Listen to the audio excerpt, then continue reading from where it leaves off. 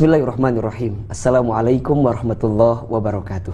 Waalaikumsalam warahmatullahi wabarakatuh. Alhamdulillahirabbil alamin. Alhamdulillahilladzi anzala as-sakinata fi qulubil mu'minin liyazdadu imanan ma'a imanihim. Asyhadu an la ilaha illallah wahdahu la syarikalah wa asyhadu anna Muhammadan abduhu wa rasuluhu la nabiyya ba'da. Allahumma shalli wa sallim ala rasulillahil karim sayyidina wa syafi'ina wa maulana Muhammadin sallallahu alaihi wasallam wa ala alihi wa ashabihi ajmain, amma ba'd. Alhamdulillah, segala puji dan syukur kita panjatkan kepada Allah subhanahu wa ta'ala yang pada kesempatan malam ini Allah lembutkan hati kita, ringankan langkah kita untuk thalabul ilmi, untuk belajar. Mudah-mudahan setiap hembusan nafas yang kita hadirkan untuk belajar bersama ini menjadi wasilah Allah hapuskan dosa-dosa kita ya. Dan yang kedua tentunya semoga yang sedang punya masalah, sedang punya persoalan, semoga Allah tunjukkan jalan keluar terbaik. Amin. Karena sungguh ada dua hal yang akan mengangkat derajat kehidupan manusia. Jadi kalau kita ingin diangkat derajatnya dalam hidup, pastikan dua hal ini hadir dalam hidup kita. Apa dua hal ini? Yang pertama adalah iman, yang kedua adalah ilmu. Ya. Satu apa? Iman. Iman, dua ilmu. Ini yang kemudian Allah sampaikan dalam Al-Qur'an di surat Al-Mujadilah ayat 11 itu. Yarfa'illahu alladhina amanu minkum walladhina utul ilma darajat. Allah akan mengangkat siapa? Orang beriman di antara kamu sekalian dan orang berilmu di antara kamu sekalian, darajat, beberapa derajat. Poinnya adalah jika teman-teman ingin diangkat derajatnya, ingin dimuliakan hidupnya, maka tingkatkan imannya, tambah ilmunya. Ini poinnya. Maka Masya Allah, Tabarakallah, kita bersyukur punya keluarga besar ANP Amal, ANP Taklim, yang setiap malam Jumat ya kita belajar ilmu, kita terus mengaji. Ya mudah-mudahan kita memang bukan ahli ilmu, tapi kita menjadi orang yang mau belajar ilmu itu. Karena saya teringat dengan sabda Nabi bahwa jadilah engkau seorang alim kan? Kalau enggak, jadilah engkau pembelajar. Kalau enggak, jadilah engkau orang yang mau mendengarkan ilmu. Kalau enggak, orang yang mencintai ilmu kan? Kun aliman, au muta'aliman, au mustami'an, au muhibban, wala takun khamisan. Jadilah orang berilmu. Kalau enggak, orang yang mau belajar ilmu. Kalau enggak, orang yang mau mendengarkan ilmu. Kalau enggak, orang yang mencintai ilmu. Jangan jadi yang kelima. Siapa yang kelima itu? Berilmu enggak, belajar enggak, dengerin enggak. Kalau bahasa Betawi enggak itu apa ya? Ogah ya. Ogah ya. Jadi apa?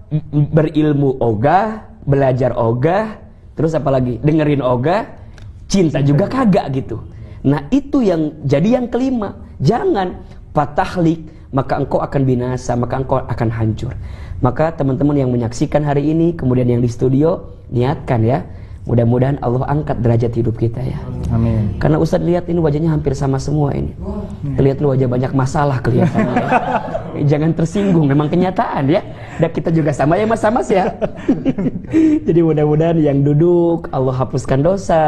Amin. Ya. Yang sedang punya masalah Allah angkat masalahnya. Amin. Yang sedang gelisah galau Allah tenangkan hatinya. Amin. Insya Allah. Amin ya rabbal alamin. Baik.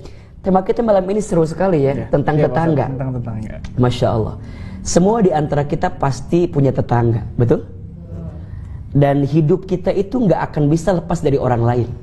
Setuju nggak? Setuju. Maka di dalam Al-Quran istilah manusia juga disebut dengan An-Nas. Salah satunya An-Nas ya. Tahu kan surat An-Nas ya? Dia kan dari wajahnya bacaannya surat An-Nas terus kan ya. Gak ada salat ya. Sama Ustaz juga biar cepat gitu kan. Nah, An-Nas itu apa sih maknanya? Manusia. Kenapa manusia disebut An-Nas? Salah satu artinya manusia itu makhluk sosial yang tidak akan bisa lepas dari orang lain. Maksudnya apa? Kita pasti butuh orang lain. Coba deh kita cross check. Dari setiap etape fase kehidupan kita, pasti kita membutuhkan orang lain kan? Betul gak? Betul. Waktu dulu kita dikandung di rahim ibu kita, pasti ada yang merawatnya. Ya, yang merawatnya siapa? Orang lain kan? bidan begitu ya. Kita lahir dibantu nggak? Dibantu. Sama siapa? Dokter. Bidan, dokter, itu juga orang lain, betul? Betul. Kemudian kita tumbuh dewasa, kemudian sekolah belajar. Ada guru. Guru itu siapa? Orang lain. Betul? Nanti kita selama sekolah berteman dengan teman-teman kita. Mereka siapa? Orang lain. Kita lulus, nikah dengan siapa? Orang lain. Waktu nikah sendiri atau dibantu orang lain? Dibantu orang lain. Kita bekerja dengan siapa? Orang lain. Misalnya kita sakit, diperiksa oleh siapa? Orang lain. Bahkan mohon maaf, nanti kita mati yang ngurus siapa? Orang lain. Ustadz belum pernah dengar ada orang mati nyupir ambulans sendiri ya. Asal nggak ada gitu ya. Kalau ada belum mati biasanya itu ya. Ahilman belum pernah lihat ada orang mati mandi sendiri ya. Asal nggak ada gitu ya. Pasti dimandiin orang lain, betul nggak? Iya kan? Waktu kita dikubur sendiri nggak? Ada yang nguburin nggak? Ada. Dan siapa itu? Orang lain. Betul? Bahkan kita wafat ada yang mendoakan di rumah kita, yang doakan siapa? Orang lain. Maka kalau kita bicara bagaimana kualitas hidup kita, mudah saja. Sebaik apa engkau memperlakukan orang lain, maka sebaik itulah engkau akan mendapatkan kebaikan dalam hidup. Catat status hari Kamis itu. Sebaik apa cara engkau memperlakukan orang lain, maka sebaik itulah engkau akan mendapatkan kebaikan dalam hidup. Makanya dalam hidup itu ada filosofi apa ya namanya? Terima kasih. Terima kasih. Terima kasih. Apa sih maknanya? Ternyata seberapa banyak yang ingin kita terima tergantung apa yang kita kasih. Status hari Jumat itu. Jumat ya. Besok Jumat cocok ya. Jadi kalau kita mau ditambah yang kita terima, tergantung yang kita kasih. Betul nggak? Makanya sangat penting bagaimana cara kita memperlakukan orang lain. Bahkan Nabi SAW ketika ditanya, siapakah orang yang paling baik dalam hidupnya? Apa jawaban Nabi? Khairun nas anfa'uhum linnas. Sebaik-baiknya manusia adalah yang paling bermanfaat bagi siapa? Orang lain. Nah, salah satu komponen orang lain yang sangat dekat dengan kita, siapa itu? Tetangga. Betul? Betul. Maka tetangga ini punya posisi yang sangat istimewa, mas. Bahkan Nabi SAW bersabda, "Man kana yu'minu billahi wal yaumil akhir falyukrim jarahu." Barang siapa yang beriman kepada Allah dan beriman kepada hari akhir, maka muliakan tetangganya. Masya Allah. Jadi kualitas iman kita kepada Allah, salah satu indikatornya bisa dilihat bagaimana cara kita memuliakan siapa? Tetangga. Berarti sebaliknya, mohon maaf ya, seseorang itu kualitas imannya mungkin dibawa atau dipertanyakan ketika dia tidak bisa memuliakan tetangganya. Karena mohon maaf, kalau kita lagi butuh bantuan, yang pertama bantuin siapa? Tetangga kita. Kalau kita lagi kesulitan, yang pertama bantuin siapa? Tetangga kita. Maka wajar kalau kemudian orang diukur bagaimana keimanannya kepada Allah dan hari akhir ketika dia memuliakan siapa? Tetangganya. Baiknya kita kadang tergantung tetangga kita. Buruknya kita tergantung siapa? Tetangga kita. Maka kalau beli rumah ya, jangan hanya beli bangunannya, tapi juga beli lingkungannya. Ini penting. Beli tetangganya. Karena seseorang bisa masuk surga karena tetangga. Dan mohon maaf, seseorang bisa terjerumus kepada perkara yang tidak baik karena siapa? Tetangga. Karena tetangga. Nah, bicara tetangga itu kan beda-beda ya. Ya nggak sih? Beda-beda. Ada yang tetangga yang baik ya. Ada yang tetangga kok gitu, ada ya. Itu mah sitkom namanya ya. Tetangga masa gitu ya. Kayak gitu kan. Jadi ada yang beda-beda tetangga itu. Nah sekarang bagaimana sikap terbaiknya? Mungkin sebelum kita bicara sikap terbaik kepada tetangga ya, poin pertamanya adalah kita harus sepakat bahwa memuliakan tetangga itu perkara yang baik. Setuju ya? Memuliakan tetangga itu adalah amal yang baik. Berarti kalau kita memuliakan tetangga kita, maka kita memuliakan kehidupan kita. Tetapi kalau kita mohon maaf, menjatuhkan tetangga kita, tidak menghargai tetangga kita, berarti boleh jadi menjatuhkan kehidupan kita.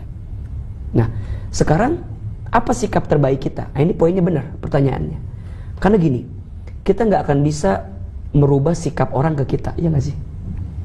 Betul nggak? Betul. Kalau bahasa gini analoginya, kita nggak akan bisa merubah arus ombak yang datang dalam hidup kita. Yang bisa kita rubah adalah ajarkan tubuh kita berenang agar kita bisa mengarungi sederas apa ombak itu yang datang kepada kita. Masya Allah. Satu Sabtu malam Minggu itu ya. Jadi kita nggak akan bisa ngerubah sikap tetangga kita ke kita. Yang barangkali yang bisa kita rubah apa? Sikap kita kepada siapa? Tetangga kita. Maka mohon izin mungkin Mas Amas dan teman-teman, Ahilman ingin lebih fokus kepada sikap kita aja gitu. Saya nggak mau fokus ke tetangga yang gimana ke kita, karena pasti beda-beda lah. Karena rasanya tidak akan bisa kita menyenangkan semua orang, betul gak sih? Betul, Ustaz. Akan ada aja orang yang gak suka sama kita. Setuju? Setuju. Terlalu lelah kalau kita ingin membuat orang suka sama kita. Semuanya gak akan bisa. Karena setiap orang melihat angle kita tuh beda-beda kan. Teman-teman yang sebelah kiri, yang sebelah kanan, yang tengah lihat Ustadz sama atau beda? Beda. Mungkin yang sebelah kiri mah lihatnya agak sedikit cabi mungkin ya. Mungkin itu ya. Mungkin yang sebelah kanan mah agak sedikit tirus ngelihatnya. Makanya Ustaz kalau foto pasti begini. Karena saya tahu yang sebelah sini agak lumayan gitu lah ya. Mungkin yang tengah mah lihatnya bengkak kali ya. Si Ustaz tiba-tiba bengkak gini misalnya kan. Ya kita nggak pernah bisa menyenangkan semua orang. Makanya sangat lelah dan sangat bodoh jika orang berusaha untuk menyenangkan semua orang. Berarti gimana? Senangkan saja dirimu untuk menyenangkan orang lain agar Allah menyenangimu, itu pentingnya. Makanya gini, memuliakan tetangga itu bukan semata-mata agar tetangga kita menghargai kita, bukan semata-mata itu. Tapi kita memuliakan tetangga karena ini perintah siapa? Allah, itu poinnya. Saya khawatir gini, kalau saya berbuat baik sama tetangga, kan harapan kita ya, pengen tetangga baik sama kita. Betul gak sih? Boleh gak berharap gitu? Boleh. Tapi jangan itu yang jadi patokan. Karena kalau itu, khawatirnya begini, kita udah berbuat baik, tapi dia gak balas baik sama kita. Banyak yang begitu? Banyak dong. Kita udah memberi yang terbaik, tapi orang tuh kayaknya ke kita gak ngasih yang terbaik, kan gitu kan? Maka patokannya bukan untuk itu. Ingat ya, sama kayak begini. Ini analogi saja ya. Kenapa seorang anak harus berbuat baik sama orang tuanya? Ingat ya, jawabannya bukan agar orang tua kita baik sama kita, bukan. Tapi kenapa seorang anak harus berbuat baik kepada orang tuanya? Karena ketika seorang anak berbuat baik kepada orang tuanya, ini perintah siapa? Allah. Jadi ketika seorang anak berbuat baik kepada orang tua, yang akan membalas kebaikannya siapa? Allah. Maka jangan kecewa ya, jika ada seorang anak yang sudah berbuat baik kepada orang tuanya, tapi orang tuanya misalnya mohon maaf ya, menguji dirinya, tidak baik kepadanya, jangan sedih. Karena setiap kebaikan anak kepada orang tua, itu langsung Allah yang akan membalasnya. Karena ini perintah siapa? Allah. Jadi teman-teman ketika berbuat baik ke orang tua itu bukan karena ya Ustaz orang tua biar baik sama saya, bukan itu. Tapi agar Allah sayang sama kita. Karena seorang anak yang berbuat baik sama orang tuanya mengundang cintanya Allah sama kita. Jelas? Sama, kenapa seorang suami harus mencari nafkah bagi keluarganya? Apa jawabannya? Perintah Allah. Bukan semata-mata biar tambah sayang istri, bukan semata-mata itu. Karena kan gak sedikit kan suami yang udah banting tulang banting, kaki di kepala di kaki, ya kan gitu kan, kesana kemari mencari alamat palsu lagi gitu ya. Kadang-kadang capek ya, tapi kadang-kadang banyak istri yang gak nerima suaminya. Ada gak? Ada. Berarti ketika seorang suami mencari nafkah bagi istrinya, bukan untuk agar istrinya sayang sama dia, bukan. Tapi perintah siapa? Allah. Seorang istri, kenapa harus taat sama suami? Apa jawabannya? Perintah Allah. Jelas kira-kira ya? Jadi mulai hari ini jawabannya bukan karena agar orang itu jadi ke kita seperti apa, bukan. Tapi ini perintah Allah. Karena kalau misalnya seorang istri taat sama suami agar suaminya sayang, nggak sedikit kan yang istrinya baik suaminya nggak baik, ada nggak? Ada di sini. Yang mana orangnya? Kan jadi bukan itu patokannya. Tapi patokannya untuk apa? Ya untuk Allah. Ini perintah Allah. Kenapa kita harus bekerja? Karena perintah Allah. Walaupun kadang-kadang pekerjaan kita mungkin gak sesuai hasilnya kan. Kita berharap 2 digit gajinya, yang datang 2 koma, tanggal 2 sudah koma gitu ya. Jadi bekerja itu bukan karena pengen dapat gaji, terlalu kecil kalau itu tujuannya. Tapi untuk apa? Menunaikan perintah siapa? Allah. Sama, kembali kepada topik kita. Kenapa kita harus memuliakan tetangga kita? Apa jawabannya? Karena perintah Allah. Jadi bukan agar semata-mata tetangga jadi baik sama kita. Kalaupun dia jadi baik itu bonus aja. Tapi lebihnya agar kita mengundang cintanya siapa? Allah kepada kita. Nah sekarang pertanyaannya, Ahilman, bagaimana cara kita memuliakan tetangga kita? Kira-kira apa yang perlu kita hadirkan? Nah saya ingin mengutip satu hadis Mas Hamas. Hadis ini adalah hadis yang disampaikan oleh sahabat mulia Abdullah bin Salam radhiyallahu an. Ini hadis adalah ucapan baginda Nabi ketika baginda Nabi pertama kali datang ke Madinah. Jadi ini khutbah pertama Nabi ketika di Madinah. Jadi ketika Nabi berhijrah dari Mekah ke Madinah, kemudian Abdullah bin Salam menceritakan banyak orang yang menanti kehadirannya. Jadi orang tuh pengen apa? Pengen melihat Nabi Muhammad tuh yang mana sih? Nah termasuk Abdullah bin Salam. Beliau juga penasaran, pengen lihat Nabi Muhammad tuh yang mana gitu. Nah singkat cerita, ketika Nabi Muhammad tiba, Abdullah bin Salam dan semua orang yang berada di Madinah itu terpesona melihat wajah Nabi SAW. Dan dilihat dari wajahnya, tidak ada dari raut wajahnya kebohongan, gak ada. Ini orang baik gitu. Makanya kan wajah itu mengalihkan dunia kan ya. Gimana soundtracknya? Kan orang kan bisa kelihatan kan dari wajahnya, adalah cerminan dari hatinya kan. Nah Nabi itu ketika dilihat bercahaya gitu, tidak ada sedikit pun wajah kebohongan di wajahnya. Maka Abdullah bin Salam radhiyallahu an kemudian menanti, kira-kira Nabi ngomong apa nih ketika datang ke Madinah. Lihat, kan ketika Nabi datang pasti tidak semua muslim dong. Pasti kebanyakan mungkin masih belum muslim kan ketika itu. Nabi datang, perhatikan. Ini kalimat yang Nabi sampaikan, sekaligus kalau boleh Ahilman capture, ini adalah nasihat kita untuk bertetangga, untuk berhubungan dengan masyarakat. Apa kata Nabi? Ya ayuhan nas, wahai manusia, absus salam wa at'imut ta'am wasilul arham wasallu bil laili wan nasu niyam tadkhulul jannata bis salam. Terjemahkan jangan. Kayak ngerti aja sih ini, gini-gini aja ya. Apa terjemahnya? Perhatikan ini. Ini luar biasa isinya, Mas. Ya ayuhan nas, wahai manusia. Yang dipanggil siapa? Manusia. Luar biasa ya retorikanya Nabi, komunikasinya Nabi. Nabi tahu ketika itu yang datang bukan hanya orang muslim. Berarti ada orang yang berbeda keyakinan. Dan semua lagi nunggu ya kedatangan Nabi Muhammad yang mana gitu kan pertama kali. Yang Nabi siapa? Manusia. Berarti semuanya. Kita manusia bukan? Manusia. Khawatirnya ada yang bukan di sini gitu ya. Ini manusia semua kan? Berarti kalau ada panggilan ya ayuhannas, merasa nggak? Merasa kita yang dipanggil kan? Ya ayuhannas, wahai manusia. Apa? Absyus salam, tebarkanlah salam. Lihat, perintah pertama apa? Tebarkan salam. Wa at'imut ta'am, dan berilah makan. Wasilul arham, dan sambungkan silaturahmi. Wasallu bil laili wan nasu niyam, dan solatlah di waktu malam ketika banyak orang tertidur.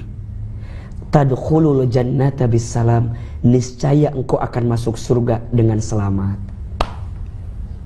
Ada berapa amalannya? 4. Ada berapa? 4. 1. Tebarkan. Absyus salam, tebarkan salam. Berarti ini PR pertama, adab kita bertetangga atau adab kita berteman lah secara umum ya. Absyus salam, tebarkan apa? Salam. Ada 2 makna. 1 secara zohir berarti apa? Salam. Ketemu siapapun bicara apa? Assalamualaikum warahmatullahi wabarakatuh. Itu doa loh. Assalamualaikum apa artinya? Semoga Allah berikan keselamatan kepada kamu sekalian. Warahmatullah, dan semoga Allah merahmati kamu sekalian. Wabarakatuh, dan semoga Allah memberkahi kamu sekalian. 3 doanya. Selamat, rahmat, berkat.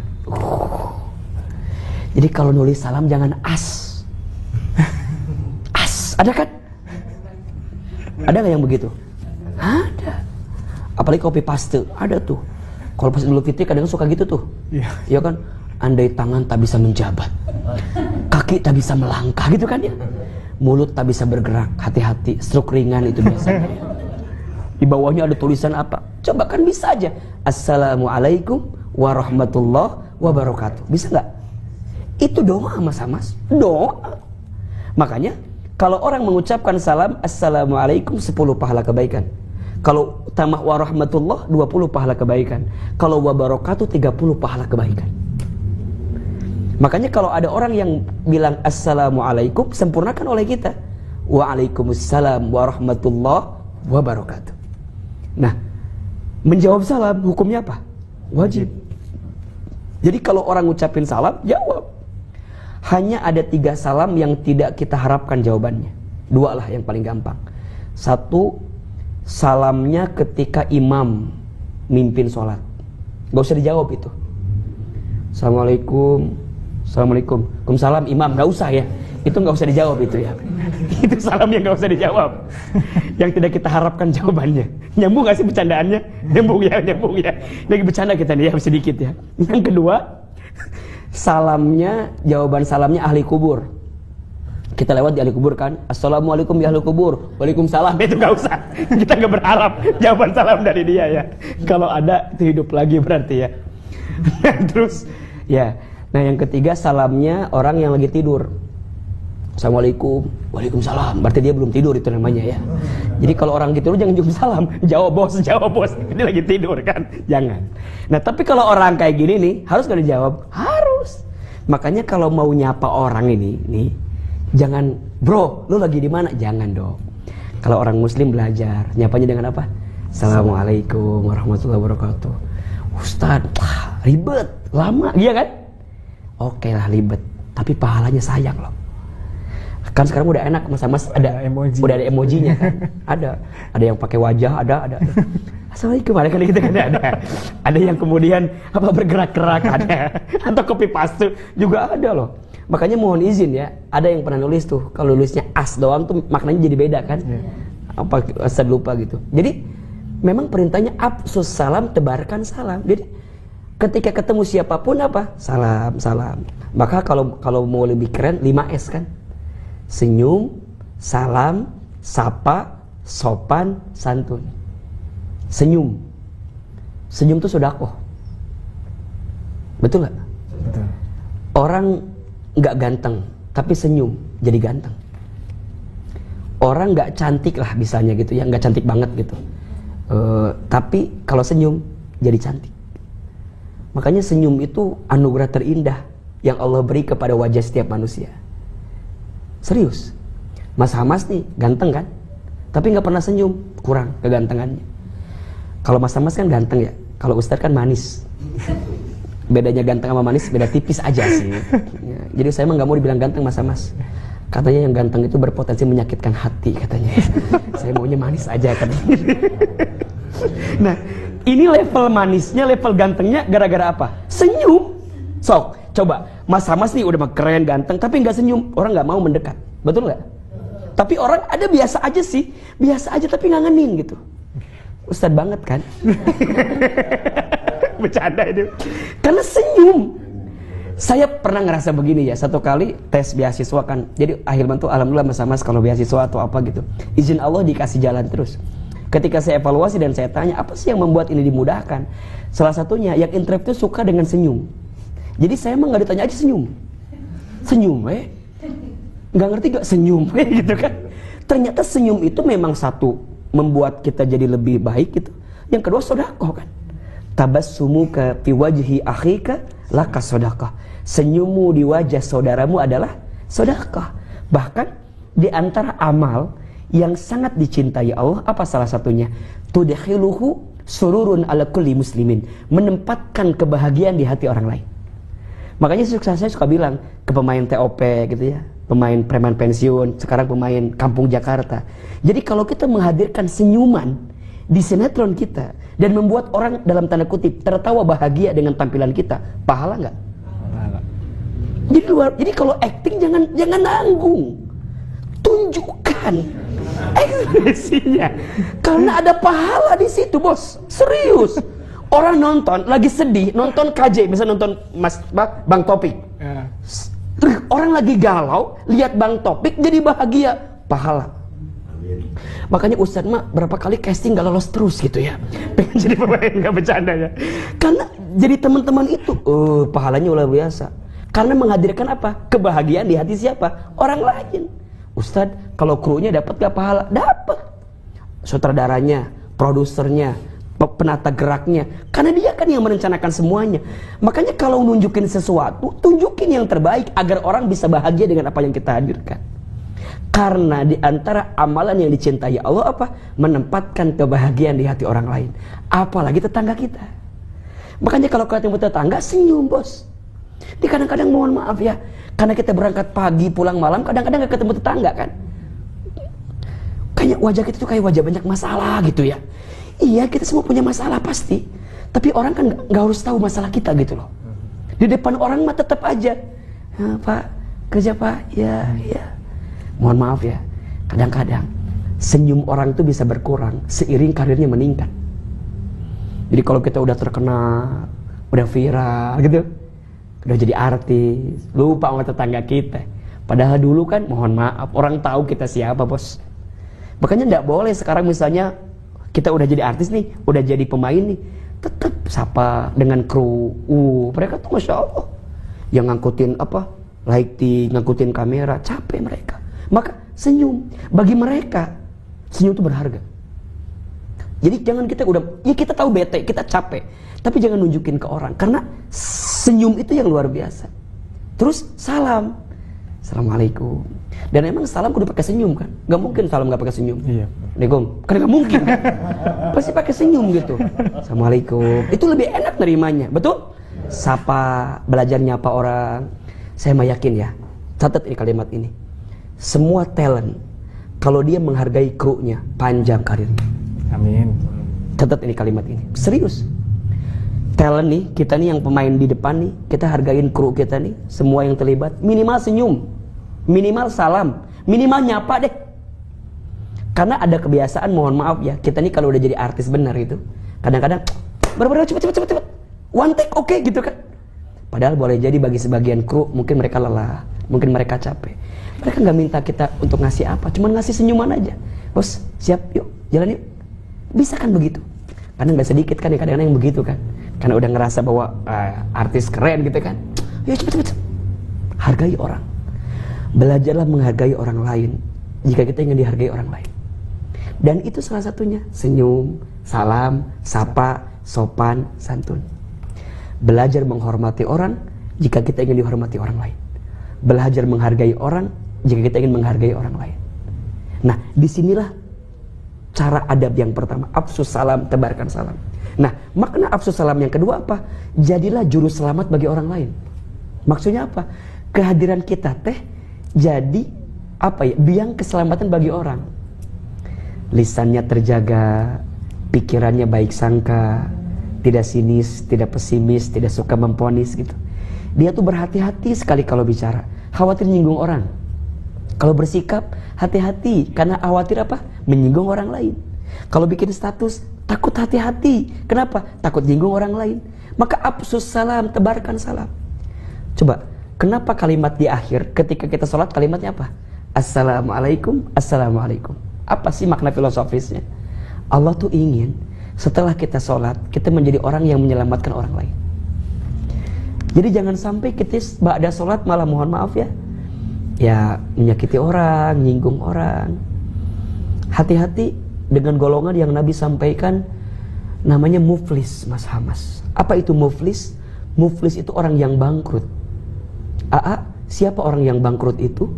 Orang yang bangkrut itu adalah orang yang ketika hari kiamat dia membawa pahala sholatnya, membawa pahala zakatnya, membawa pahala puasanya, membawa pahala haji umrohnya, tapi mohon maaf, di belakang dia ada orang yang mengadu kepada Allah tentang perbuatan zolimnya dia kepadanya.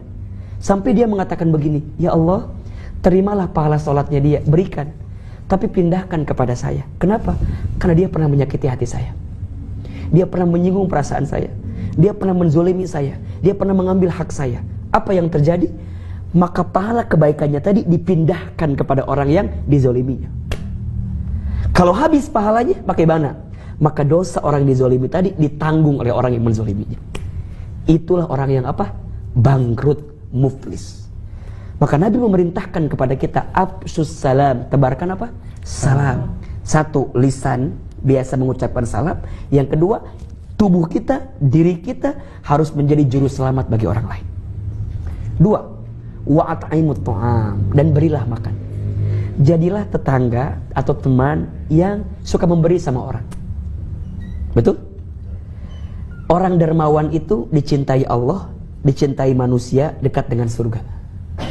Sedangkan orang pelit jauh dari Allah, jauh dari manusia, jauh dari surga. Betul gak? Coba teman-teman punya orang yang pelit, malas gak berteman? Malas. Punya orang yang suka traktir, ditemenin. Maka seberapa banyak yang ingin kita terima tergantung yang kita kasih. Nah, salah satunya apa? Bagi makan. Makanya Nabi pernah bilang begini kan, kalau engkau membuat apa? Membuat sayur gitu ya, kemudian baunya sampai ke tetanggamu, maka lebihkan apa? Lebihkan kuahnya, kemudian berikan kepada tetanggamu. Itu sebenarnya minimal lebihkan airnya. Ya syukur-syukur masa airnya doang, ya sama isinya dong gitu kan. Jadi cara membacanya bukan Ustaz gua banyakin aja dah kuahnya, kasih kuahnya, bukan begitu. Minimal apa? Kuahnya. Tapi kalau ada isinya, sama isinya. Nah kadang-kadang mohon maaf, kadang-kadang kita masak di sini, kan asapnya nyampe ke tetangga kita, dia nyium dong apa yang kita masak, nyampe. Kalau kita misalnya mohon maaf ya, tetangga kita tuh pas nyium kepengen, dan kemudian dia ngerasa, kok tetangga kita nih nggak peduli sama aku ya, kayaknya nggak peka banget sama kita gitu ya. Nah dia tersinggung, sakit hati, dia ngedoain yang buruk sama kita, jadi nggak baik bagi kita, ya nggak? Coba kalau kita masak nih, lebihin di sini kita sama dia, seneng banget, seneng. Makanya belajar memberi tanpa diminta. Belajar apa? Memberi tanpa diminta. Kita ngasih, kalau orang minta, biasa nggak? Biasa. Tapi kalau kita ngasih, kemudian orang nggak minta, itu luar biasa. Makanya kalau traktir orang, jangan diminta traktir dulu. Bos, makan yuk. Nih pemain nih, kru, traktir mereka. Bang Topik nih, traktir nih Bang Topik. Serius. Menyenangkan kru-kru. Masya Allah, senang dia. Berarti gini, cara ngebalasnya begini ya. Kita baik sama orang nih, kadang-kadang mungkin balasnya nggak langsung ya, tapi Allah tanam itu, nanti Allah panennya nanti tuh dikasihnya kapan gitu. Pernah nggak teman-teman ngalamin kayak gini? Lagi stuck, tiba-tiba jadi mudah gitu jalannya. Boleh jadi itu adalah tanaman amal kebaikan kita yang pernah kita lakukan dulu mungkin, tapi Allah balas sekarang. Maka jangan pernah khawatir dengan setiap kebaikan yang kita berikan, apalagi ngasih makan. Karena di antara amalan yang mengantarkan kita bisa masuk surga kan memberi makan kepada orang. Bahkan hati-hati, dalam Quran disebutkan ada orang yang disebut pendusta agama. Tahu nggak siapa? Ara'aital ladzi yukadzibu biddin. Apakah engkau tahu siapa yang mendustakan agama itu? Fadzalikal ladzi yad'ul yatim wa la yahuddu ala ta'amil miskin. Orang yang mendustakan agama itu orang yang tidak peduli kepada anak yatim dan orang yang tidak mau memberi makan kepada fakir dan miskin. Makanya kalau kita bertetangga, belajar ngasih berbagi. Minimal ya, rumah depan kita, samping kanan kiri kita, belakang kita. Nah itu. Ya syukur-syukur sekomplek lah, syukur-syukur ya kan, masa cuma segitu doang. Tapi kan ya kalau nggak semua minimal kiri gitu kan, kiri kanan. Nah termasuk juga tetangga itu ya, atau teman itu ya orang yang berteman dengan kita di sosmed, ada kan? Makanya kalau ngumbar sesuatu itu lihat-lihat dulu, ini adabnya nih. Contoh, mohon izin kita kalau bicara tentang rumah tangga, ya misalnya kita lagi lagi romantis sama pasangan kita, kalau bisa jangan sampai di depan orang yang belum menikah. Halo, jelas tidak? Ya, kita nunjukin sesuatu nih ya kepada orang yang mungkin dia akan, ya gue nggak kayak gitu. Berarti kan ada bahasa gini ya, Ustaz tapi kan saya pengen nge-share sama pasangan saya. Ya boleh, tapi kan kita harus lihat. Makanya kan biasakan nulis apa? Masya Allah, tabarakallah kan. Jadi kalau kita dapat sesuatu itu, Biar muji nggak ke kita, tapi mujinya ke Allah itu. Masya Allah, tabarakallah. Makanya kalau kita lihat-lihat, kalau ngomongin nih, ada orang nih, mohon maaf, kita ngomongin kerjaan kita, tapi depan orang yang nganggur, itu kurang adab tuh. Bos, gua tuh baru jalan gua sinetron gua, tapi ngomong sama orang yang casting berkali-kali gagal mulu gitu. Nah itu kayak nggak ngehargain dia gitu. Berarti cari tahu momennya. Nah banyak ya, mohon maaf ya, reuni itu kadang banyak orang yang nggak mau datang gara-gara apa coba? Dijadikan bahan untuk pamer kan? Iya nggak sih? Padahal tidak semua teman kita punya nasib yang sama kan? Betul. Awalnya pengen nostalgia tentang masa lalu, tapi kan nggak sedikit ngomongin masa sekarang. Ngegeng, kayak circle-nya gitu. Jaksel banget ya. Jadi kayaknya circle-nya itu kan suka geng-geng gitu kan? Circle-nya omongannya jika pengusaha sama pengusaha gitu ya, terus pekerja sama pekerja. Padahal kan reuni itu tujuannya apa? Ingin silaturahmi, nginget yang dulu kan, dihadirkan sekarang gitu kan. Tapi kadang-kadang jadi jeda gitu, ada jeda gitu. Nggak sedikit yang ngomongin pamer harta, pamer jabatan gitu kan. Kalau pakai celana, kunci mobilnya diliatin, kuncinya. Kan gitu kan. Sengaja emang diliatin begitu.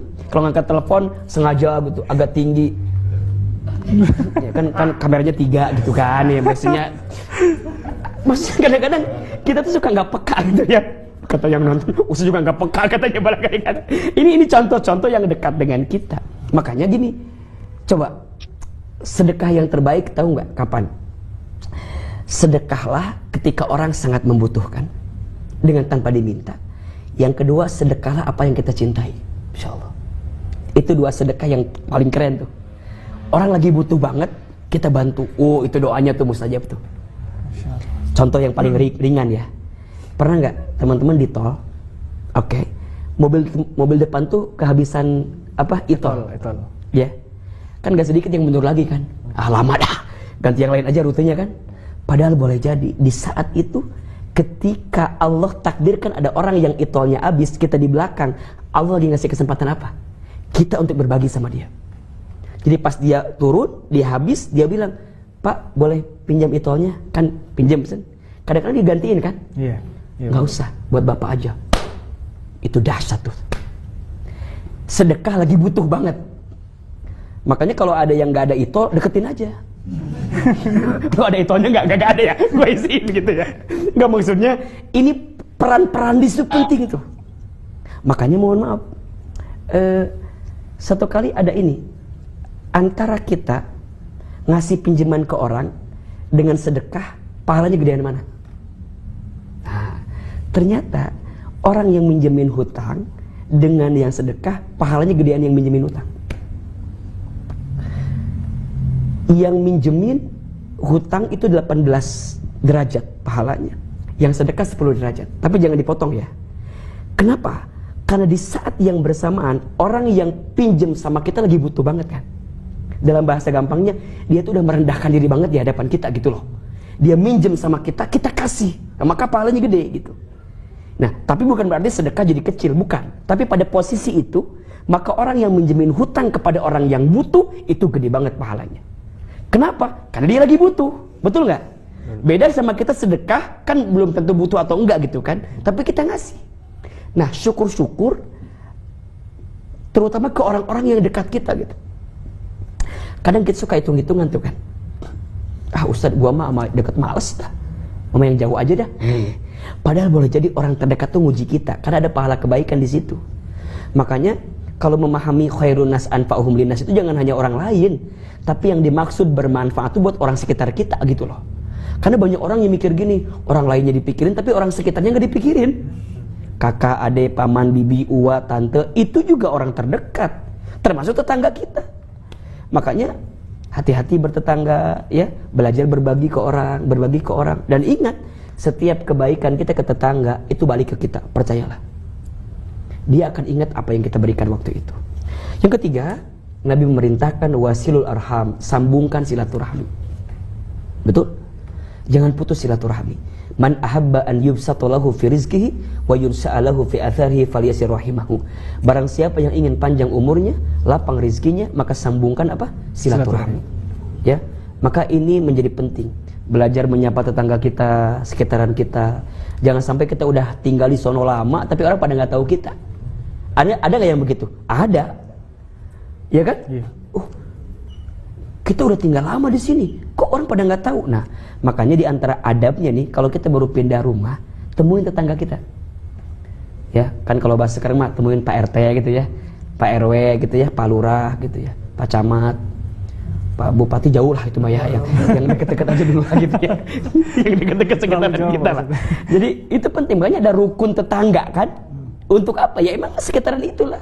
Makanya kudu tahu, nih mohon izin nih, ada teman-teman yang sekarang sudah main di film gitu ya, atau di sinetron, bilanglah sama tetangga kiri kanan, bikin dah syukuran dikit-dikit kan nggak apa-apa juga sih, ya. Kita main sinetron ini sekarang, ya wajar ya. Kalau sudah jadi public figure kan orang melihat kita kan, ya nggak? Sedikit baik buruknya kita kan diomongin juga sama orang kan. Nah tapi kalau kita pas tampil, Tong lu jadi sinetron sekarang, iya doain ya, gitu. Ya pasti kan dia berharap sesuatu dong. Nggak mungkin nanya-nanya doang kan, ya pasti ada sesuatu dong, ya kan? Ya cinta gua beliin dah, gitu aja kan gampang kan? Beliin martabak, pulang nasi goreng, nggak seberapa, tapi itu bernilai. Makanya silah rahim, menyambungkan silaturahmi. Ya, berbuat baik kepada orang yang baik sama kita biasa, tapi berbuat baik kepada orang yang tidak baik sama kita itu luar biasa.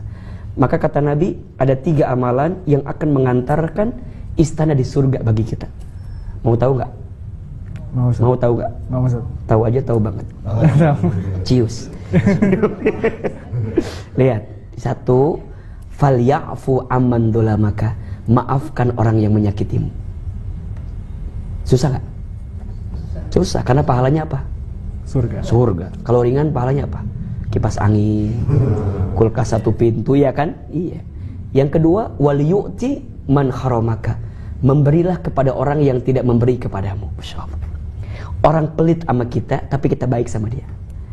Dan yang ketiga, wal yasil man qata'aka, sambungkan silaturahmi dengan orang yang pernah memutuskannya dengan dirimu. Masya Allah.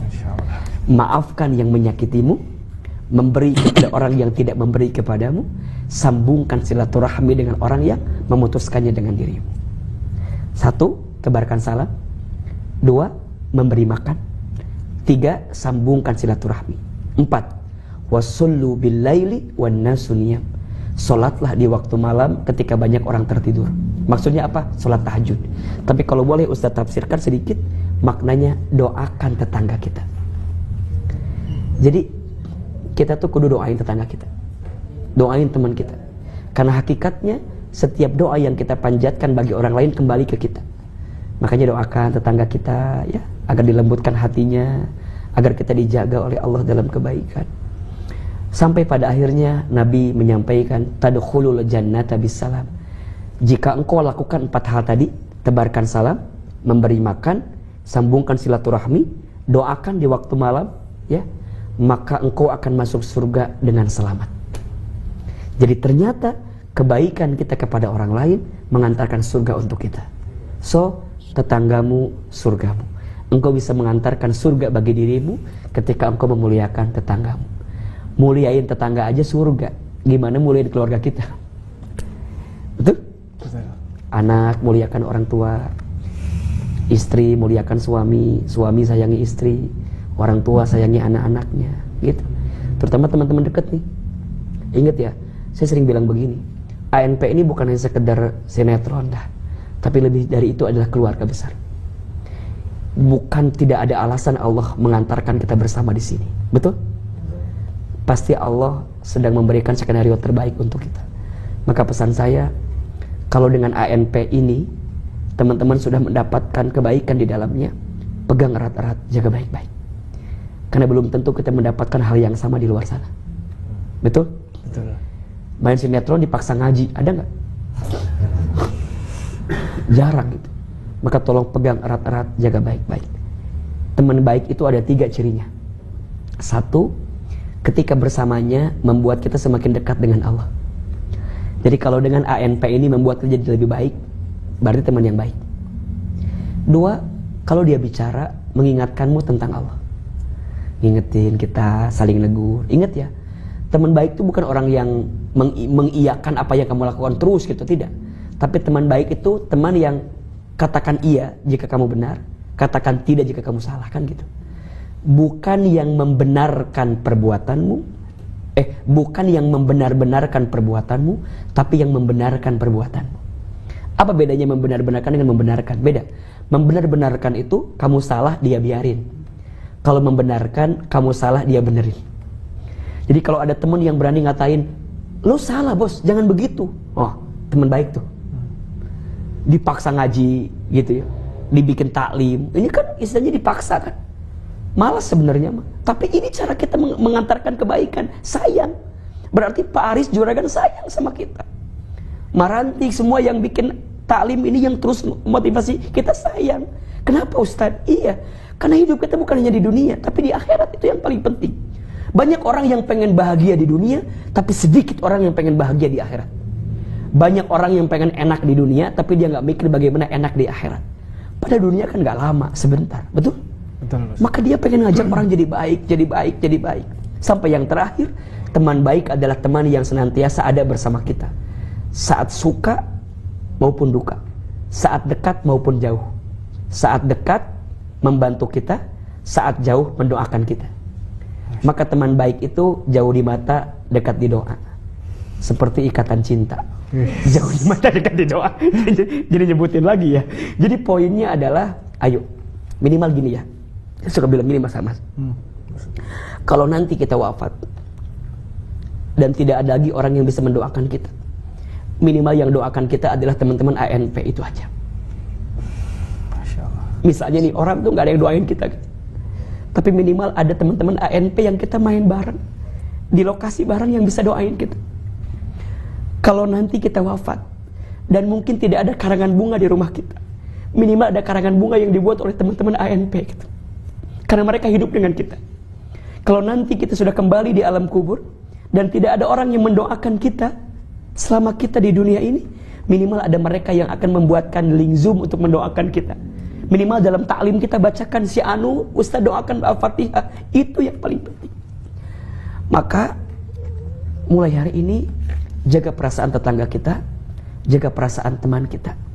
Siapa orang yang paling bahagia dalam hidup? Jawabannya, dia yang saat lahir dia menangis, sekelilingnya tertawa. Dan saat dia mati, dianya tertawa, sekelilingnya menangis. Itulah orang yang paling bahagia hidupnya.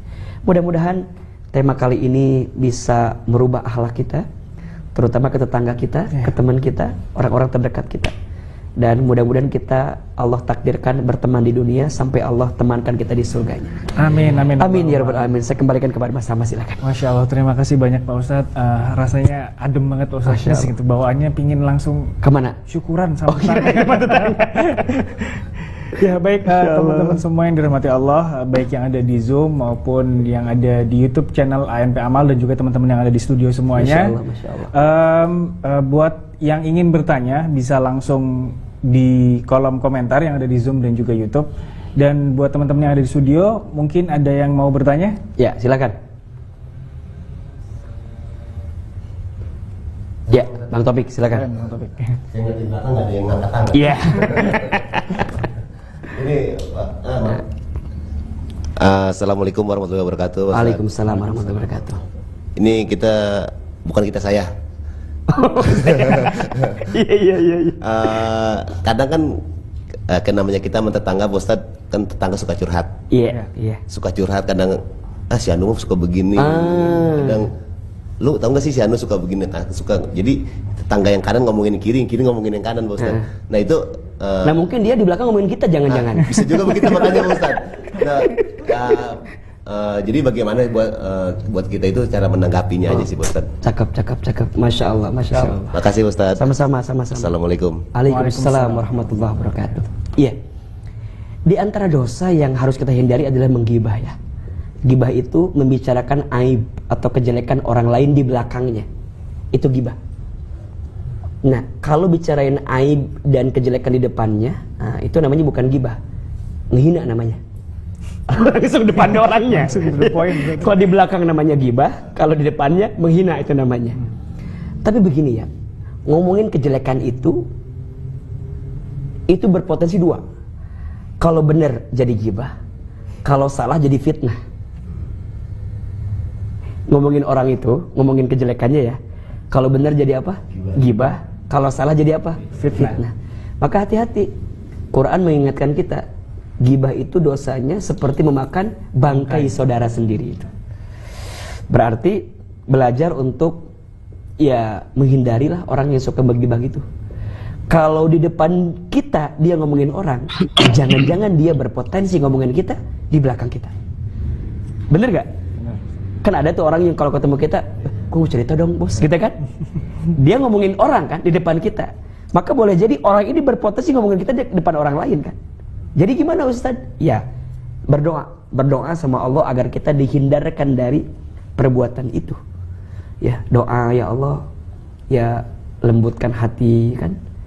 Ada satu doa yang kalau bisa dibaca tuh setiap pagi dan petang. Bismillahirrahmanirrahim. Allahumma inni a'udzubika minal hammi wal hazan wa a'udzubika minal azzi wal kasal wa a'udzubika minal jubni wal bukhli wa a'udzubika min ghalabatid daini wa qahrir rijal. Coba ahilman sekali, teman-teman sekali. Allahumma inni a'udzubika minal hammi wal hazan wa a'udzubika minal azzi wal kasal wa a'udzubika minal jubni wal bukhl wa a'udzubika min ghalabatid daini wa qahrir rijal.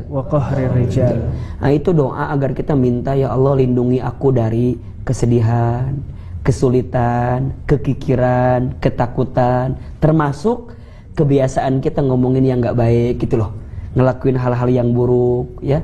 Ya Allah lindungi aku dari lilitan hutang, tekanan manusia. Nah itu salah satu langkah pertama, doa. Karena kadang-kadang gini ya, benernya kita tuh berteman sama siapa ngaruh gak sih? Ngaruh bener. Berteman dengan teman baik seperti berteman dengan penjual minyak wangi kan, engkau akan kecipratan wanginya. Berteman dengan teman buruk seperti berteman dengan pandai besi, engkau tidak memandainya tapi engkau kecipratan bau daripada besi itu gitu. Atau terdengarlah bagaimana pandaian besi itu.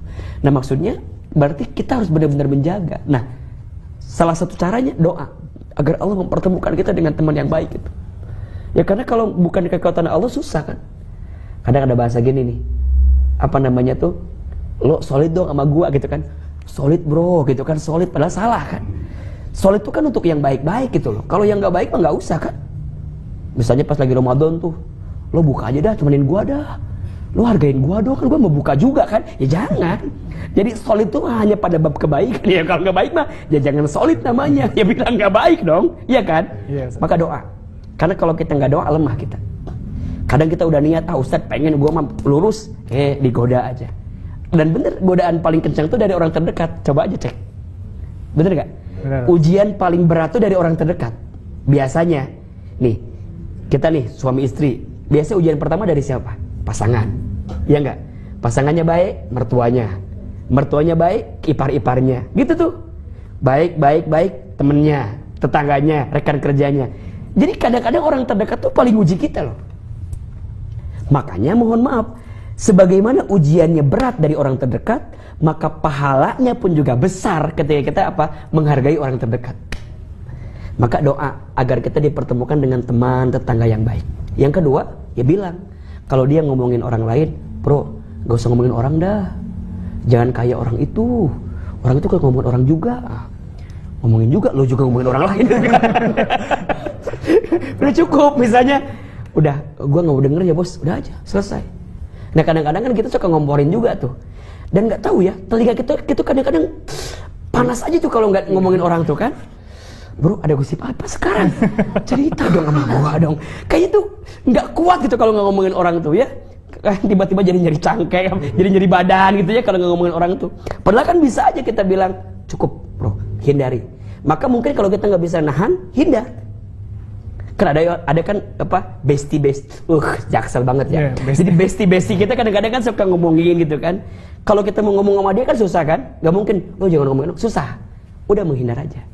Ya, satu biar kita juga nggak nyakitin hati dia, kan kadang-kadang suka tersinggung kan. Ya, yang kedua ya udah lepas.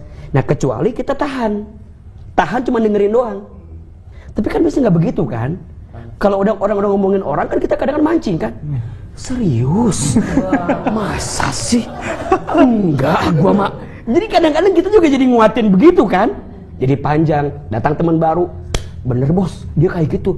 Ada juga, jadi panjang itu. Makanya hati-hati dengan circle itu. Circle bestie kita tuh, pertemanan kita. Langsung, kalau kita nggak bisa nolak dia, hindari dia. Nah, baru nanti yang terakhir, kalau kita melihat kemungkaran, kan yang paling sederhana apa? Rubah dengan lisanmu, dengan tanganmu. Kalau nggak bisa dengan lisanmu, kalau nggak bisa dengan hatimu. Dan itulah selemah-lemahnya iman gitu. Maksudnya apa? Kalau nggak bisa ngelarang dia pakai fisik kita, pakai lisan. Kalau nggak bisa pakai hati, maksudnya apa? Doain. Udahlah, kita doain aja dia, udah dia berubah. Nah, jadi jangan ikut nimbrung. Nah malah kalau bisa harus jadi juru damai sama orang. Gini, kan berbohong tuh dibolehkan dengan syarat pada 2 hal kalau nggak salah, ya, atau pada 3 lah. 1, berbohongnya ketika berperang. Lagi perang boleh berbohong. Orang ini kemana? Di sini, itu jujur banget, ketembak dia kan. Boleh kita bilang, dia pergi ke sono buat ngindarin musuh, boleh. Ya kita pakai topeng, pakai apa kan, itu kan bohong. Tapi untuk menyelamatkan diri, boleh. Yang kedua, berbohongnya untuk mendamaikan 2 orang yang bermusuhan. Contoh, Mas Amas sama Bang Topik lagi musuhan. Nah, saya bilang gini, Mas Amas, nih ada ini makanan dari Bang Topik. Padahal bukan dari Bang Topik, dari saya. Atau bilang, Bang, Mas Amas, ada salam dari Bang Topik. Kangen katanya. Curiga dong, bilang kangen kan bahaya kan ya. Atau misalnya udah lama nih nggak ketemu, kira-kira gitulah, salam. Saya bilang ke Bang Topik, Bang, ada salam dari Mas Amas. Padahal Mas Amas nggak bilang gitu. Tapi saya sengaja bilang begitu agar mereka jadi damai. Boleh nggak? Boleh. Yang ketiga, bohongnya suami untuk menyenangkan istri dalam artian memuji. Kamu tuh perempuan yang paling cantik di komplek ini. Kan bohong dong. Kan ada yang lebih cantik dong, pasti kan. Iya kan? Kamu paling cantik sedunia kan gak mungkin kan? Pasti ada kan? Tapi bahagia untuk memuji ya. Bukan berarti berbohong. Ustadz biar gak ketahuan aku bohong aja ya. Jangan, bukan itu poinnya. Tapi menyenangkan dengan memujinya dia boleh. Kamu tuh suami yang paling ganteng se-Jakarta. Kan gak mungkin dong. Pasti ada yang lebih ganteng kan? Tapi untuk menyenangkan dia dengan memuji boleh. Nah makanya tadi, kalau ada tetangga yang satu ngomongin yang kiri, satu ngomongin yang kanan, lo bilang gini, oh, bro kemarin gua dengerin dia malah baik-baikin lu loh. Dia muji lu banget, padahal enggak. Tapi biar dia jadi lembut hatinya. Nah kita bilang sama satu lagi, bro, gua denger dia tuh bangga banget tetangga sama lu, beneran loh. Kata dia, kalau lu nggak ada di sini, nggak tahu dia. Maksudnya gimana? Ya pengennya dia nggak ada lu di sini, maksudnya gitu ya. Maksudnya dia tuh seneng banget lo tetangga di sini. Jadi saling jadi juru damai. Nah sebaiknya begitu. 3, 1 berdoa, 2 hindari, 3 jadi juru damai agar tidak ada lagi orang yang membicarakan kita. Nah kadang-kadang kan suka ada ya di antara kru juga kadang-kadang gitu kan, saling ini kan, ngomongin A, ngomongin B, ngomongin gue mau nggak mau campersnya dia, kenapa? Ambil gambarnya kurang ini, suka zoom banget ke muka gua banget gitu kan. Nah padahal kan jadi juru damai, jangan sampai berantem. Gini, kalau circle udah ada bibit permusuhan pasti nggak enak deh. Iya nggak sih? Iya betul. Kalau circle sudah ditanam kebencian satu sama lain, nggak enak. Siap-siap bungkus dah pasti itu mah. Tapi kalau circle-nya itu dikuatkan dengan rasa cinta, rasa sayang gitu, mungkin sinetronnya selesai, tapi kan kekeluarganya terus panjang gitu. Nah itu yang paling penting. Makanya ada yang paling mahal dari apapun. Apa coba? Ukhuwah. Apa itu ukhuwah? Persaudaraan. Itu yang paling mahal. Makanya jangan sampai menggadaikan ukhuwah kita karena kepentingan dalam hidup kita. Misalnya, kan gak sedikit ya, gara-gara beda pilihan jadi berantem. Ada gak? Ada. Beda pendapat, ya kan biasa sih, ya gak? Beda pilihan biasa, beda pendapat biasa, beda pendapatan biasa kan? Ya kenapa harus marah dengan itu gitu loh? Makanya Ahilman paling greget gitu ya sama orang yang kalau beda pendapat, beda pilihan tuh langsung berantem. Terlalu mahal pertemanan kita untuk dihabiskan dengan beda kayak gitu, ya kan? Lo boleh beda, kita juga emang beda, ya udah biasa aja. Kita masih circle yang sama kok. Beda boleh, marah jangan. Ulangi, beda boleh, marah jangan. Sepakat? Sepakat. Gitu Mas Terima Abbas. kasih Pak Ustadz. Semoga menjawab ya Mas Taufik. Jawab. Baik, selanjutnya ini ada, Waduh, ada Juragan. pertanyaan dari Juragan. Silakan. Assalamualaikum Juragan. Waalaikumsalam. Ya Juragan, silakan. Waalaikumsalam. Saya mau tanya Ustaz, ini misalkan tetangga saya Hamas Ustaz. Hamas itu suka pinjem duit. Ah, Nah, sekali dikasih, 2 kali dikasih. Hari ini anaknya mau sekolah, besok kontrakan habis, ada aja pokoknya bahan dia untuk pinjem duit. Kapan waktu saya udah mulai bosan, dia mulai ada, nantilah kalau saya kerja saya ganti. Begitu dia kerja dia lupa, nanti udah selesai kerja nggak punya duit lagi, pinjam lagi.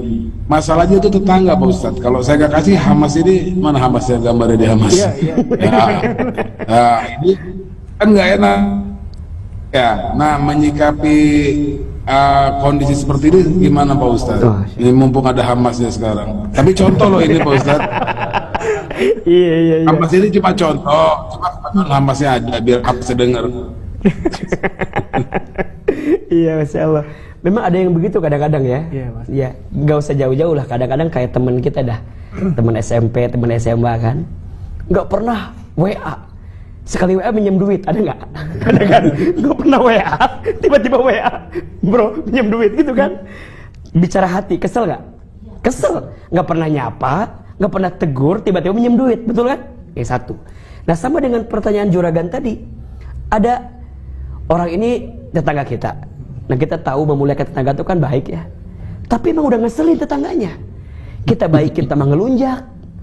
Kita nggak baikin tetangga kita, kan jadi serba salah. Nah, maka sikapnya ada 3. 1, berusaha terus berbuat baik. Ya. 2, Ustadz kita udah terus berbuat baik, tapi dia nggak berubah-berubah. Maafkan kesalahannya. Tapi dia masih ngulangi lagi. Nah, baru nanti poin yang ketiga, jaga jarak dengan dirinya. Beda memaafkan dengan melupakan. Beda nggak? Beda Mas. Beda. Memaafkan itu membersihkan hatimu agar tidak membenci kepada orang yang menyakitimu. Sedangkan melupakan membersihkan pikiranmu agar tidak ingat kepada orang yang menyakitimu.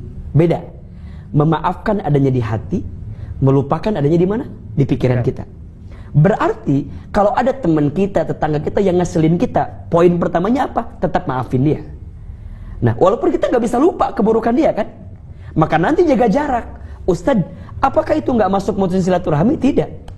Kan hati kita udah bersih, kita udah nggak benci sama dia. Cuman kita jaga jarak sama dia biar nggak benci lagi sama dia gitu loh. Kan ada bahasa sekarang tuh anak jaksel toksik, tau nggak? Ya, toksik itu apa ya? Bahasa. Jadi orang tuh yang jadi bikin penyakit ke kita kan gitu kan? Lingkungan toksik gitu ya, seseorang yang toksik. Itu kan, ya kita kan nggak bisa ngerubah arus ombak dia kan? Kita bisa ngerubah sikap kita aja sama dia gitu. Berarti gimana? Ya jaga jarak. Kita nggak benci sama dia, enggak. Cuman kita jaga jarak agar hati kita bersih. Yang nggak boleh gini, Kita maafin Mas Hamas nih.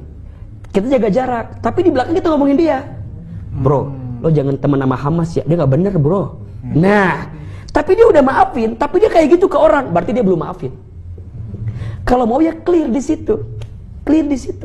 Nah maka kembali kepada pertanyaan Pak Aris tadi, jika hati kita masih kuat, tetap berbuat baik sama dia. Kalau enggak, ya udah maafin kesalahan 3. Ketiga, ya jaga jarak, hindari dia. Ingat ya, bukan berarti kita nggak memuliakan Mas Hamas sebagai tetangga, bukan. Tapi emang dia nggak introspeksi diri gitu. Kadang-kadang orang tuh butuh disentil, ya butuh diingetin lah, agar kemudian dia ngerti gitu. Ya, bukan berarti kita zolim, bukan. Justru kalau kita masih terpontang-panting dengan keadaan itu, kita yang zolim dengan diri kita sendiri. Kalau bahasa tadi apa? Toksik. Kita menyakiti diri kita. Ya. Kan ada ya orang yang kalau kemudian lihat dia tuh, aduh sakit hati, kesel. Udah, kalau mau blok ya blok aja. Kalau mau jaga jarak dengan dia, jaga jarak aja. Ingat ya, bukan mutusin silaturahmi, bukan. Tapi saya menjaga hati agar bersih dan tidak membenci dirimu.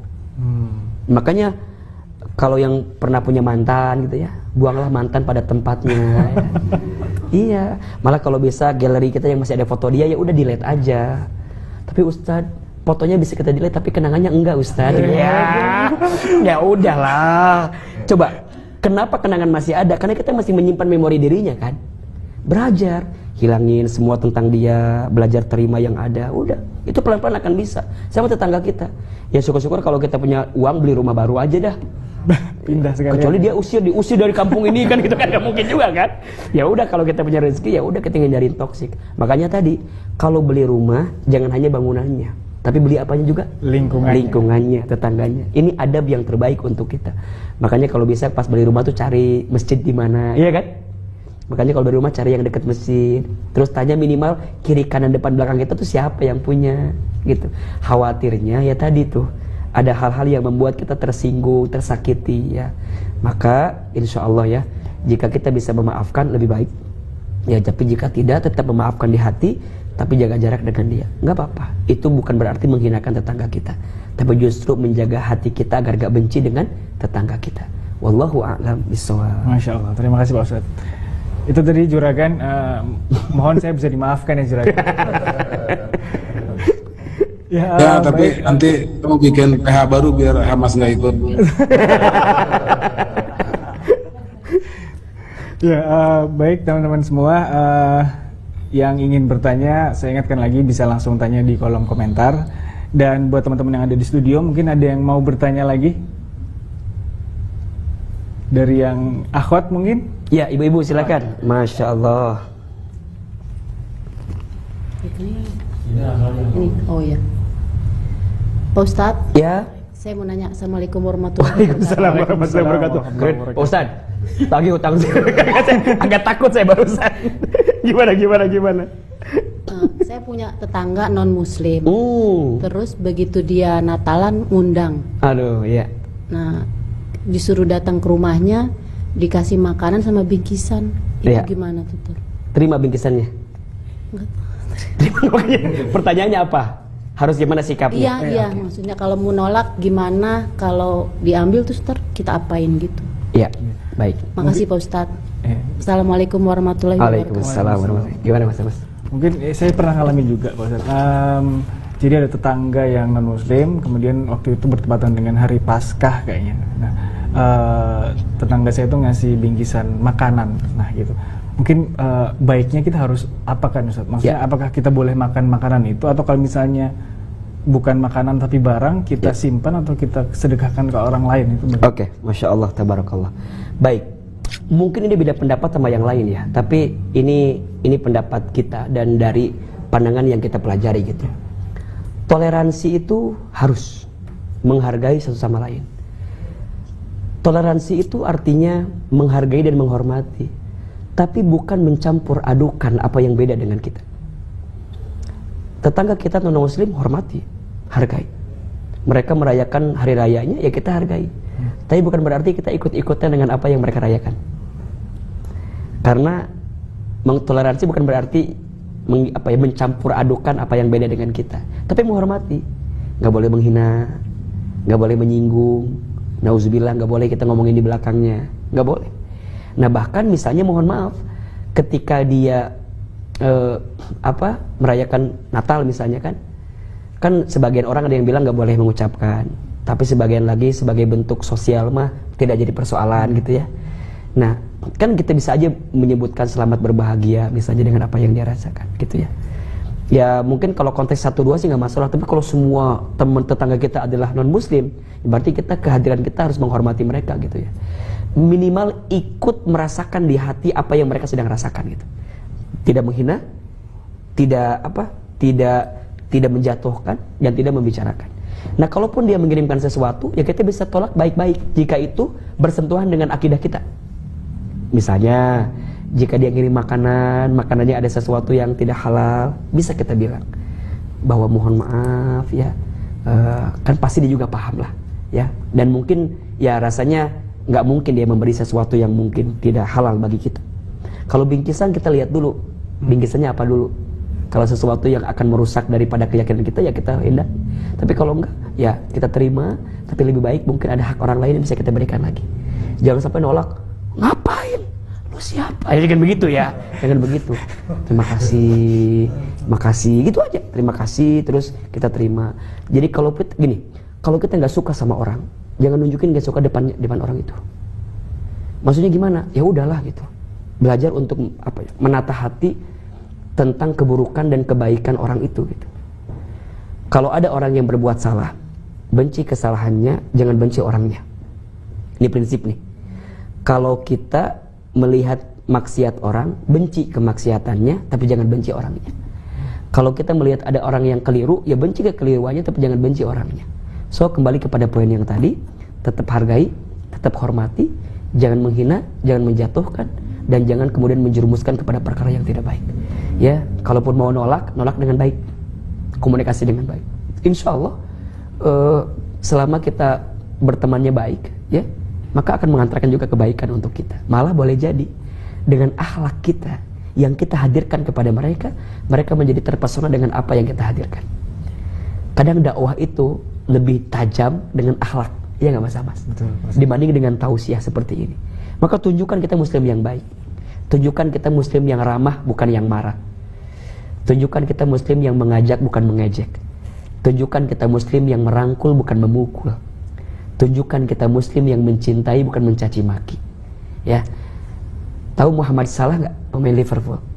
Tahu, ya? tahu. Banyak orang yang katanya di London itu kan banyak orang yang terpesona dengan Islam, salah satunya karena permainan dan akhlak yang dihadirkan. Sadio Mane, ya, kemudian Muhammad Salah gitu. Dia tidak berdakwah dengan lisannya, tapi dia berdakwah dengan perilakunya. Nah, kadang-kadang dakwah kita yang paling penting dengan akhlak kita. So, kalau kita ketemu dengan orang yang beda keyakinan dengan kita, tunjukkan kalau kita muslim yang baik, muslim yang tidak menghina tapi membina, ya, muslim yang tidak mencaci maki tapi mencintai. Insya Allah kita bisa hadirkan itu. Masya Allah. Gitu kalau saya pendapatnya. Terima kasih banyak Pak Ustadz. Insya Allah semoga menjawab ya Mbak Ita. Ini terakhir ada satu pertanyaan lagi dari Mas Riki Perdana. Sepertinya langsung ini Pak Ustadz. Silakan.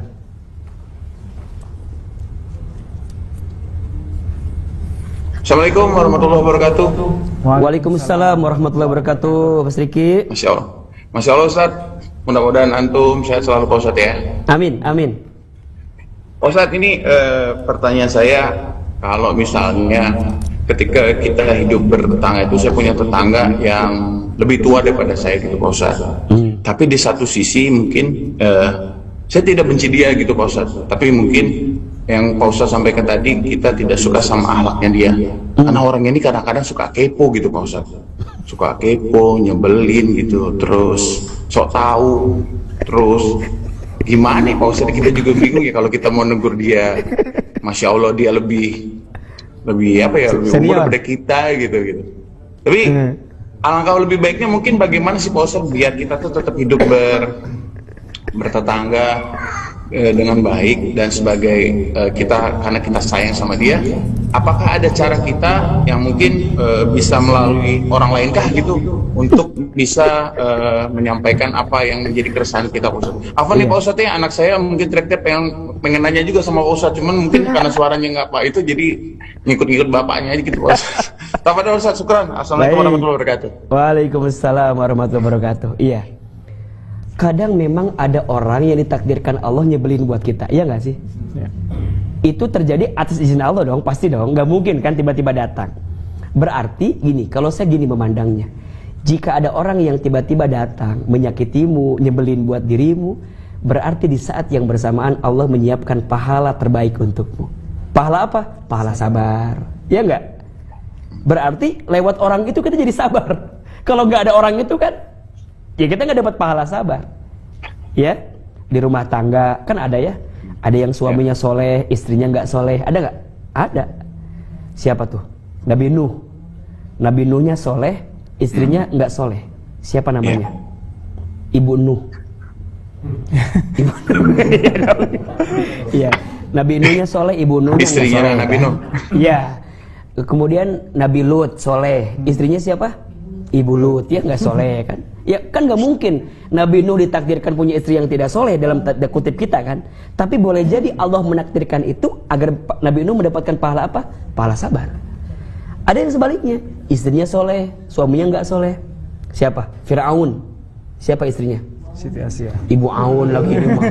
Siti Asia namanya ya. Siti Asia. Siti Asia. Siti Asianya soleha, Fir'aunnya nggak soleh.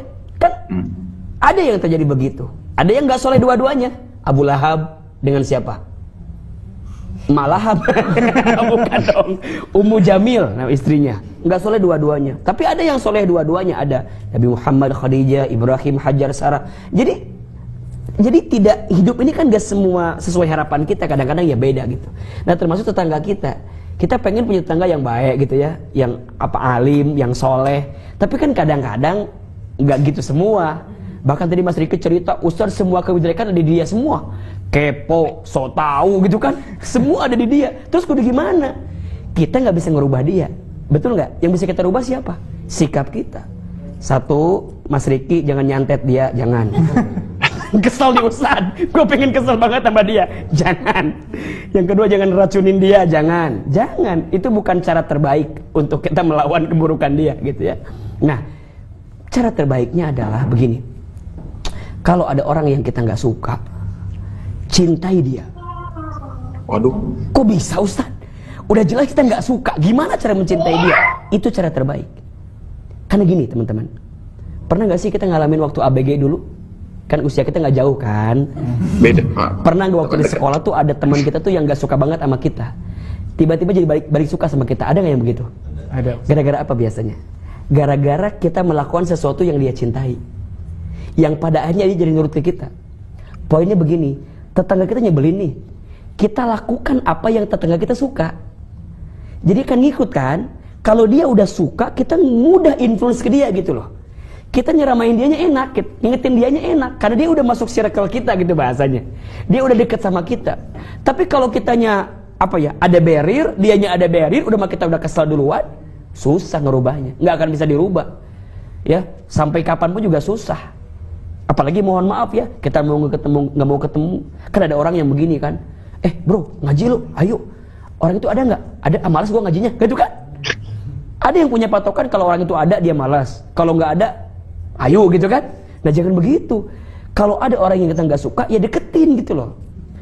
Deketin circle-nya, deketin sesuatu yang dia suka agar dia masuk ke situ, nanti enak kita nyeramahinnya di situ. Ingat ya, kalau ada orang yang nggak suka sama kita atau kita nggak suka sama dia, jangan namain nggak sukanya. Kan kadang-kadang kita suka melengkapi gitu ya. Misalnya kita nggak suka A, B, C ke dia tuh, tiba-tiba kita nyari yang lain. Duh kan dia makan, dia juga begitu, dia juga begitu. Jadi semua diungkit. Nanya ke orang ini, lo baru tahu nggak sih topik itu? Lo tahu nggak sih topik itu? Lo tahu nggak sih topik itu? Semua dibicarakan. Cuma nanya keburukannya doang, buat menyempurnakan analisa dia bahwa dia tuh memang benar-benar buruk. Itu tambah kacau. Berarti gimana pertanyaannya? Tanya, bro, gua nggak suka sama topik. Kira-kira ada nggak sih yang baiknya dari topik? Oh, ada nggak sih yang baiknya sama topik?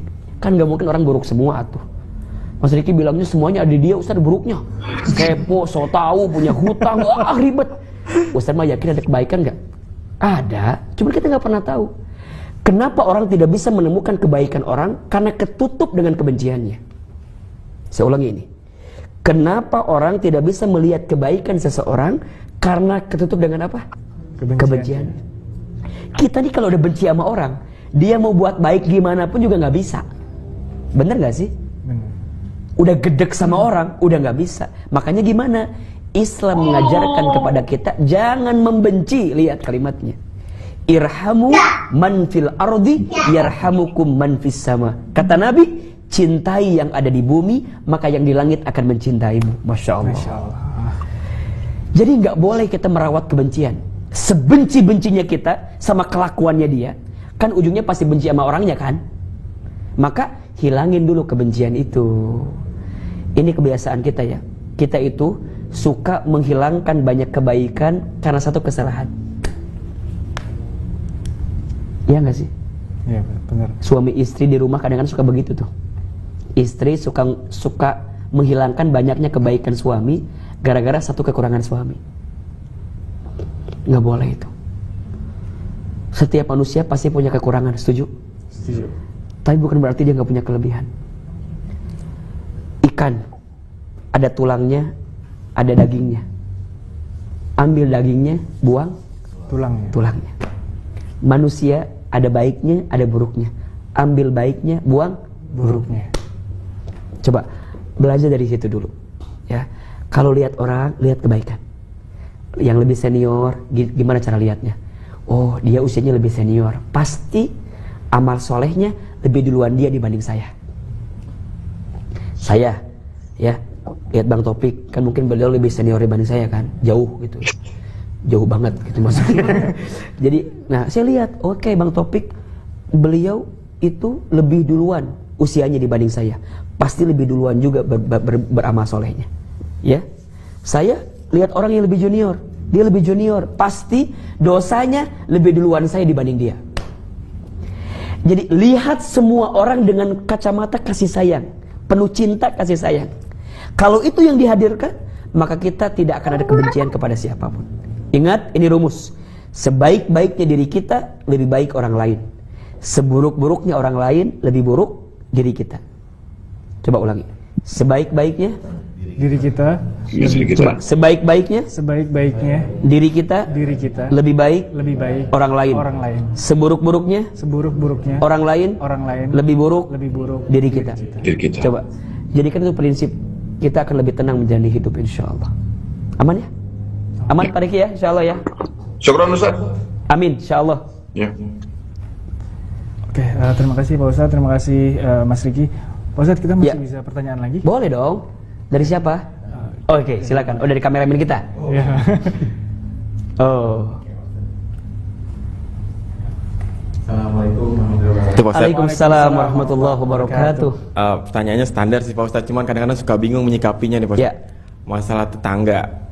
Misalkan ada tetangga yang suami istri itu berantem Pak Ustadz. Terus. Nah, kita dengar. kita bingung tuh Pak Ustadz nyikapinya tuh.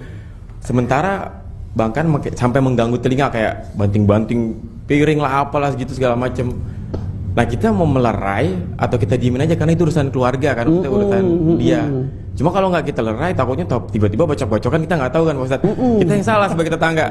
Nah, itu bingung tuh Pak Ustadz jikapinya. Berat juga ini pertanyaannya. Iya, atau kita liatin gitu atau kita lerai, tapi takutnya malah ikut campur. Atau kita nonton aja kali ya. Nah, itu sih pengennya gitu Pak Ustadz. Sambil megang siapa yang menang. Terima kasih Pak Ustadz. Paling seperti itu Pak Ustadz. Assalamualaikum warahmatullahi wabarakatuh. Masya Allah, Masya Allah. Iya. Kembali kepada rumus yang tadi itu ya. Barang siapa yang melihat kemungkaran, maka rubahlah dengan tanganmu. Kalau tidak bisa, dengan lisanmu. Kalau tidak bisa, dengan hatimu. Dan itulah selemah-lemahnya iman. Poin pertama. Kalau misalnya Bang Elna lihat ada orang lagi berantem, kalau kita punya kemampuan untuk melerainya, lerai. Iya, lerai. Kalau kita punya kemampuan, misalnya kita udah kenal sama dia, misalnya maksud kemampuan tuh kita kenal, kita dekat, kita tahu, ya udah mampu dong. Dan emang dia biasa sama kita gitu dong. Nah, tapi lihat juga, karena ada orang yang mohon maaf ya, gini, ada menasehati itu tanpa dengan nasihat. Ada orang yang hanya dengan diam jadi nasihat. Ada orang yang hanya dengan menatap matanya jadi nasihat. Maka yang kedua nanti, misalnya dia tuh kan lagi ada masalah nih. Kadang-kadang kita nggak usah kemudian nasihatin dia gimana-gimana, ya sudah. Mungkin cara kita menasihati dari jauh akan membuat dia menjadi ketemu titiknya gitu. Maka saat kita ingin menjadi juru damai, kuatkan dulu hati kita. Kita doa sama Allah agar Allah memantaskan kita menjadi juru damai bagi orang lain. Karena kalau kita lemah, jadi 3 berantemnya. Berarti nggak semua orang punya kapasitas ini kan. Kadang ada orang punya masalah, kita ikut campur, jadi tambah masalah. Jadi gimana? Ya lihat dulu situasi dan kondisinya. Jadi nggak bisa dipukul rata kalau menurut saya. Lihat dulu, apalagi urusan rumah tangga, ya kan? Tapi mohon maaf, ya kita punya kewajiban untuk mendamaikan seseorang kan. Berarti kadang begini, nasihat itu datangnya di waktu yang tepat. Contoh gini, pernah nggak teman-teman ada orang nih nemuin kita pengen curhat. Sebenarnya orang yang curhat sama kita, dia tuh pengen apa sih sebenarnya? Pengen dengar. Bukan pengen solusi, tapi pengen apa? Didengarkan. Tapi gak sedikit di antara kita, kalau ada teman kita yang cerita, langsung diceramahin. Sis, gue mau cerita dong. Gimana? Gini. Kata gue juga dengerin ya. Kata Ustadz begini ya. Dia lagi cerita, bos. Kira-kira kalau kita nasihatin dia, nyampe gak ke telinga dia? Enggak. Mental. Ujungnya dia nolak. Apalagi kalau dia cerita langsung kita, Allah subhanahu wa ta'ala berfirman. Udah berat. Dia lagi ada masalah, lagi pusing. Cuman butuh didengerin, tiba-tiba kita ngomongin ayat yang jadi buat dia udah tahu kadang-kadang. Tapi dia butuh didengerin sebenarnya. Maka dengerin dulu baik-baik, dengerin. Dan mohon maaf ya, kadang-kadang kita tuh pengen bantuin orang tapi nggak tahu orang tuh nggak mau dibantuin. Contoh, ada cerita kan nenek-nenek kan nyebrang, diseberangin. Ayo nek, kata neneknya, kamu ngapain sih? Kan ini mau nyebrang, bukan ini baru nyebrang katanya. Dibalikin lagi. Pernah gak kayak begitu tuh? Kita tuh kadang-kadang sok tahu gitu loh. Kadang-kadang kita sok tahu, orang tuh kadang pengen dibantuin, seakan-akan pengen dibantuin, padahal nggak mau. Kita aja yang sok repot gitu kan. Ayo nyebrang. Kata neneknya, kamu gimana sih? Nenek baru nyebrang. Oh baru nyebrang ya. Ternyata neneknya udah diseberangin tadi. Dia nyebrang lagi. Ya Rabbana ya Karim. Poinnya, banyak orang yang seakan-akan kita bantu tapi nggak mau dibantu. Ada orang yang pengen dinasehati tapi sebenarnya nggak mau dinasehati sama kita. Jadi gimana Ustadz? Dengerin dulu. Dan yang paling lucu, pernah nggak teman-teman dengerin perempuan curhat? Dia cerita sendiri, jawab sendiri. Ujungnya Ustadz sering nemuin jamaah begitu kan. Ustadz, aku tuh mau cerita begini loh. Gini, cerita panjang. Terus, Ustadz, kan harusnya aku tuh lebih sabar sedikit ya. Aku tuh lebih tenang ya, lebih ridho aja ya dengan ketentuan Allah tuh ya begini. Dalam hati saya, lo cerita sendiri, jawab sendiri gitu kan. Ternyata poinnya, orang tuh gak butuh nasihat, butuhnya apa? Didengarkan. Makanya sekarang ada kemampuan yang sulit, kemampuan mendengar. Banyak orang yang ikutan public speaking, tapi sedikit orang yang belajar public listening. Padahal mendengar itu kemampuan yang paling susah. Makanya tadi Kang Ella kalau ada yang lagi berantem, ya kita tonton aja dulu. Sampai mana sih episodenya, biarin aja gitu. Nah baru nanti pada titik tertentu kita panggil salah satunya. Bro, gua kemarin lihat lo berantem, boleh cerita nggak gitu. Jadi jangan dijudge. Lo nggak boleh kasar sama perempuan ya. Dia tuh lagi kesel banget ya. Dan kita nggak tahu, boleh jadi dia ada masalah sama istrinya. Istrinya mungkin ada masalah sama suaminya. Kita nggak pernah tahu. Makanya ada ranah private, ya. Ada ranah ada ranah umum. Makanya kalau kita hidup bertetangga, kita harus tahu mana yang ranah private, mana yang ranah umum. Iya kan? Termasuk mohon izin ya.